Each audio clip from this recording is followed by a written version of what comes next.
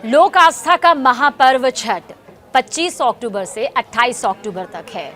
सूर्य देव और छठी मैया की कृपा से आपकी जिंदगी किस तरह से एक नए पड़ाव पर आ सकती है, किस तरह से आपकी वो इच्छाएं जो अब तक पूरी नहीं हुई हैं वो पूरी हो सकती है और विशेष कृपा आपको छठी मैया की मिल सकती है, जिसे पाने के लिए न जाने कितने वक्त से इंतजार किया जाता है। लोक आस्था के इस महापर्व छठ का बहुत बहुत स्वागत है राखी जी, सबसे पहले आपका, क्योंकि राखी जी के जरिए जो कि जानी मानी ज्योतिषाचार्य हैं, जो आपको बताती हैं वो तौर तरीके, बताती हैं वो उपाय और साथ ही उन महापर्वों की महत्ता जो जिंदगी से आए भी और जिंदगी में खुशियां देकर ही जाएं। सबसे पहले स्वागत है और साथ ही छठ महापर्व यहाँ पर आ रहा है, इसकी तारीख और क्या इसमें भी मुहूर्त होता है, कुछ ऐसा मुहूर्त जिससे मनचाही मुराद यहाँ पर पूरी हो सके? देखिए, दुनिया का सबसे मुश्किल व्रत है ये, और इसे रखने वालों को तो मैं शत नमनी हाथ जोड़कर करती हूँ, क्योंकि मैं मानती हूँ कि बिहार के लोग ही इसे सिर्फ कर सकते हैं। लेकिन अब छठ केवल बिहार तक नहीं रह गया, पूरे विश्व में मनाया जाता है, जहाँ बिहार पहुँच गया है। मैं आपको बता दूँ, 25 अक्टूबर को नहाए खाए है, 26 अक्टूबर को खरना है, 27 अक्टूबर को डूबते हुए सूरज की पूजा है। ये तारीख बिल्कुल सटीक तारीख बिल्कुल सटीक तारीख है, और 28 तारीख को उगते हुए सूर्य की हम पूजा करेंगे। ये बहुत ही खूबसूरत पर्व है। नहाए खाए से ये पर्व शुरू होता है। इसमें हम सूर्य देव की पूजा करते हैं और सूर्य देव के साथ साथ हम छठी मैया की पूजा करते हैं। बेसिकली ये व्रत संतान प्राप्ति के लिए किया जाता है, या संतान को कोई बीमारी हो गई है उसको सही करने के लिए, उसकी तरक्की के लिए किया जाता है। लेकिन ऐसा बिल्कुल नहीं है कि छठी का व्रत करने से केवल संतान की ही प्राप्त होती है। आपके जीवन में कोई भी अभाव है तो आप एक छठी का व्रत कर कर देखिए। अच्छा, ये लोग से मतलब चलता आ रहा है, सास रखती थी वो बहू को देती है, बहू अपनी बहू को देती है, तो ये एक रिवाज की तरह चलता आ रहा है, जो कि बड़ा ही कठिन व्रत है। और मैंने देखा है राखी जी, बहुत आस्था के साथ, मतलब संपूर्ण आस्था जो नजर आती है वो इस पर्व में नजर आती है। मतलब छठी मैया की कृपा हासिल करने के लिए, उनके सानिध्य में आने के लिए मैंने देखा है कि कठोर तपस्या जिसे हम पुराणों में पढ़ते हैं वो असल जिंदगी में कलयुग में भी नजर आती है, और ये सिर्फ छठी मैया की कृपा पाने के लिए की जाती है। जब बीपी और शुगर जैसी बीमारियां लोगों को हैं, जब करवा चौथ शाम को थोड़ी देर अगर चंद्रमा देर से निकले तो हमारी हालत बुरी हो जाती है, वहां पर 4 दिन का ये कठिन व्रत प्लस तपस्या कि नदी किनारे जाना है, सर्दी है, साड़ी पहननी है, सिंदूर लगाना है, अपने हाथ से खाना बनाना है, साफ सफाई और कुदरत के साथ जुड़ा हुआ। आपको बांस का यहाँ पर टोकरा लेना है, उसमें खाने रखने हैं, आपको झंडा लगाना है, आपको रंगोली बनानी है, आपको अपना जहाँ पर खड़ा होना है वो जगह जो है उसको मांडना है, उसको केले के पेड़ के पत्तों से सजाना है। मतलब कुदरत से जुड़ा हुआ, जो आज के टाइम में लगता है कि अरे सब चीजें तो बनी बनाई बाजार में आ रही है, लेकिन नहाए खाए से शुरू होने वाला ये पर्व, जहां पर नए बर्तनों में, साफ बर्तनों में व्रत रखने वाला अपने हाथ से भोजन बनाता है और तमाम तरह के लगातार काम करता रहता है 4 दिन तक। ये बहुत ही खूबसूरत है और संतान प्राप्ति के लिए से हर मनोकामना पूर्ण होती है। कुंडली में बैठा सूर्य अच्छा होता है। राखी जी से अब हम ये जानते हैं कि छठी मैया का जो लोग व्रत रखते हैं इतनी पूर्ण श्रद्धा के साथ, एक कठोर तपस्या के तौर पर इसे पूर्ण करते हैं, संपूर्ण करते हैं, आखिर उसके क्या क्या लाभ यहाँ पर मिल पाते हैं? राखी जी, जैसा आपने कहा कि सिर्फ संतान प्राप्ति के लिए ही नहीं, अपने संतानों की सुरक्षा के लिए ही नहीं, बल्कि इसके अलावा भी कौन कौन सी वो मनोकामनाएं हैं जिसे छठी मैया पूर्ण कर देती हैं?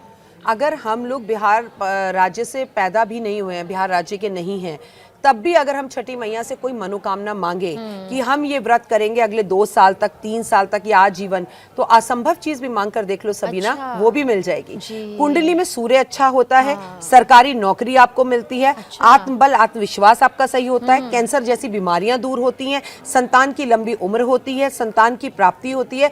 आपके लिए मेरे लिए ये छठी का व्रत है, सूर्य की पूजा है, लेकिन बिहार के लिए एक पर्व नहीं, एक नियम है जो उनके माता पिता पुरखों से करते चले आ रहे हैं, और उसी रिवाज को ये आगे बढ़ा रहे हैं, उसी सभ्यता के साथ में। राखी जी, लेकिन इस बीच आपसे ये भी जानना चाहूंगी, बहुत सारे ऐसे लोग हैं जो कहते हैं कि सरकारी नौकरी के लिए भी हम छठी मैया का व्रत रखते हैं, या फिर मेरे पति को या मेरे होने वाले पति को या फिर मेरे परिवार के सदस्यों को, मेरे बेटे को, मेरी बेटी को मिल जाए सरकारी नौकरी, मिल जाए, एक सुरक्षित भविष्य मिल जाए, तो क्या वो भी फल मिल जाता है? ये भी क्या वाकई एक चमत्कारिक तस्वीर है जो हमें नजर आती है कलयुग में भी। बिल्कुल, आप बिल्कुल सही कह रही हैं सबीना। सबीना, मैं आपको बोलूं कि अखंड सौभाग्यवती होने के लिए भी महिलाएं ये व्रत रखती हैं कि मैं जब तक इस दुनिया में रहूं सुहागन रहूं।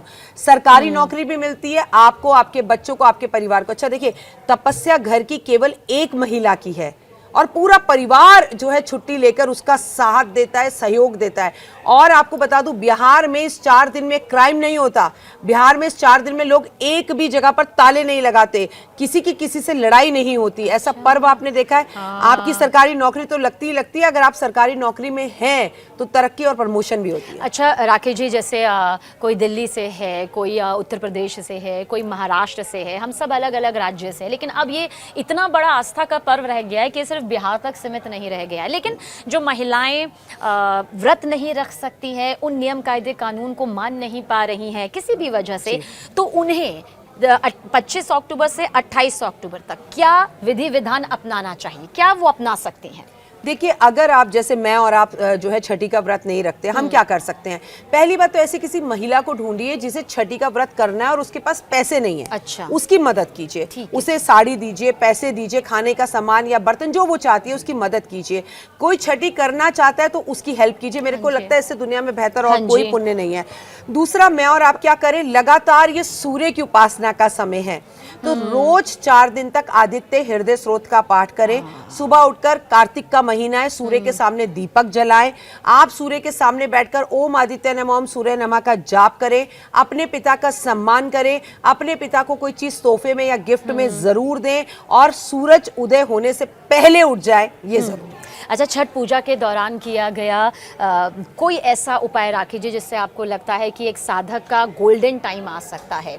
मतलब अगर कहीं पूजा पाठ में, नियम कायदे कानून में कोई चूक यहाँ पर रह जाए तो वो छठी मैया की कृपा से माफ़ कर दी जाए, या कोई संकट जो बहुत बड़ा है वो टल जाए, क्योंकि हम नहीं जानते कि अगले पल क्या होने वाला है, लेकिन वो ईश्वरीय शक्ति जानती है, मैया जानती है। तो छठी मैया को प्रसन्न करने का कोई ऐसा उपाय जो कोई भी आसानी से अपना सकता है? हमारे यहाँ पर ट्रोल करने वाले, मजाक उड़ाने वाले लोग बहुत हैं। जैसे किसी महिला का मजाक मत उड़ाइए, खासकर उसने छठी करी है, उसकी मदद कीजिए। आप ऐसी जगह पर जाइए जहाँ पर छठी का पर्व मनाया जा रहा है, वहाँ की जो एनर्जीज है ना, वहाँ की जो पावर है। आपने देखा पिछले साल सबीना, एक महिला खड़ी हुई है अर्घ देने के लिए, उसके पास से सांप निकला, उसने सांप को कहा हटो, बड़ी वायरल हुई थी वो वीडियो, और सांप साइड से निकल गया, सांप तक ने उस महिला को टच नहीं किया कि ये छठी मैया और सूर्य की पूजा कर रही है। ईश्वरीय तेज जो है साथ में नजर आया। तो आप ऐसे लोगों का मजाक ना उड़ाएं, पर्व का मजाक ना उड़ाएं। ऐसी जगह पर जाएं, लोगों की मदद करें, वहां बैठें, वहां बैठ के मंत्र जाप करें, तो आपको इन सब चीजों का फल मिल सकता है। प्लस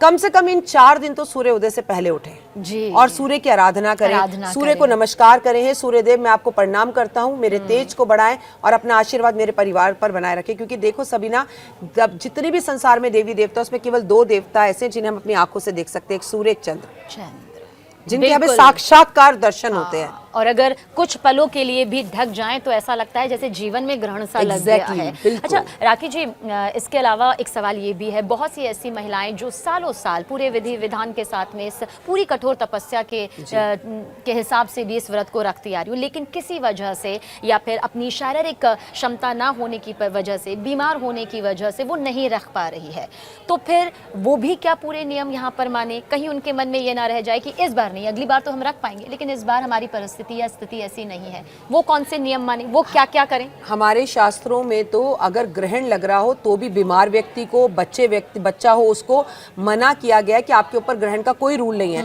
अगर आप बीमार हैं, मन में बिल्कुल भाव ऐसे ना लाएं।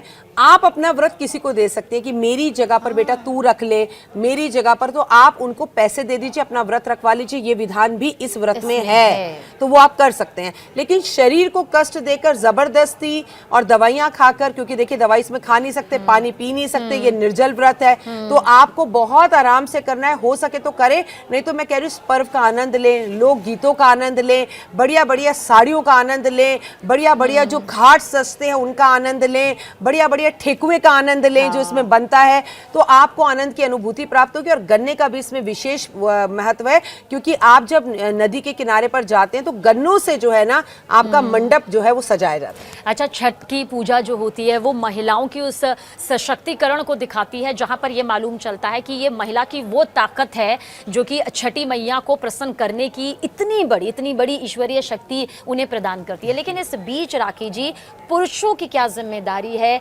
पुरुष किस तरह से छठी मैया का पूजन अर्चन करें, या जो उनके घर की महिला छठी पूजन में की सबसे बड़ी हिस्सेदारी है, उसके प्रति क्या कर्तव्य वो यहाँ पर निभाएं? बहुत अच्छा सवाल आपने पूछा, लेकिन ये सवाल क्लियर कर देते हैं पहले कि पुरुष भी इस व्रत को रखते हैं। तो बहुत सारी जगहों पे पुरुष भी इस व्रत को रखते हैं, लेकिन अगर आपके घर की महिलाएं रख रही है तो घर में हर चीज व्यवस्थित रूप से हो, राशन हो, सामान हो, फूल हो, पूजा का सारा सामान हो, ये ध्यान आप रखें और घर का माहौल बहुत अच्छा रखें। वो सबसे ज्यादा यहाँ पर जरूरी है। अच्छा, कई बार हम आर्थिक स्थितियों का बार इसलिए जिक्र करते हैं क्योंकि कई बार हमने देखा है कि विधि विधान में काफ़ी आर्थिक क्षमता के हिसाब से भी जब हम देखते हैं कि कोई बहुत ही खूबसूरती के साथ उसे निभा रहा है, तो एक ऐसा वर्ग, एक ऐसा तबका जो कर नहीं पा रहा है, क्या एक ऐसा तबका जो कर सकता है वो किसी की पूजा की सामग्री अपने उसमें रखकर उसे फल दे सकता है? दे सकता है, बिल्कुल दे सकता है। आप दूसरे को फल दे सकते हैं। हमारे यहाँ विधान है ना, किसी व्यक्ति के गीता में कहा गया है, कहानी में बताया गया, प्राण ना निकल रहा, आप उसे कहो मैं अपने गीता के पाठ का फल तुम्हें देता हूं, मैं अपने एकादशी के पाठ का फल तुम्हें देता हूं। तो अगर कोई व्यक्ति बहुत परेशान है और आप छठ करते हैं तो आप प्लीज कहिए उसे कि मैं अपनी छठी मैया के 5 साल के व्रत का फल तुम्हें देती हूं, तुम्हारे जीवन से कष्ट दूर हो जाए। तो बिल्कुल ये होता है। ये तो हमारे सिद्धांतों में लिखा हुआ है, हमारे शास्त्रों में लिखा गया है, हमारी गीता में लिखा गया है। और सूर्य को उठकर जब एक साधक जल अर्पित करे तो ये जानना चाहेंगे कि उसमें ऐसी कौन कौन सी सामग्री हो कि इन दिनों में 25 अक्टूबर से 28 अक्टूबर में, वैसे तो हर दिन होना चाहिए लेकिन ये छठ का महापर्व है, उसमें वो कौन सी सामग्री आप अनिवार्य मानती हैं? तांबे का लोटा हो, ये कंपलसरी हो। चांदी का हो तो वो आपकी आर्थिक स्थिति पर है। उसमें कच्चे चावल जरूर हो। चंद्रमा मन का कारक, चावल शुक्र का कारक और मन का कारक, जिससे चीजें, और सिंदूर मिलाई। आप देखते हैं कि महिला यहाँ से लेके यहाँ तक सिंदूर लगाती है।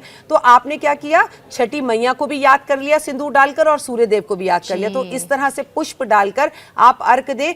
अर्क जब भी दें आंखें खोल कर दें, अर्क जब भी दें धीरे धीरे दें। ओम आदित्याय नमः, ओम सूर्याय नमः मंत्र जाप कर या गायत्री मंत्र पढ़ते ही अर्घ दें।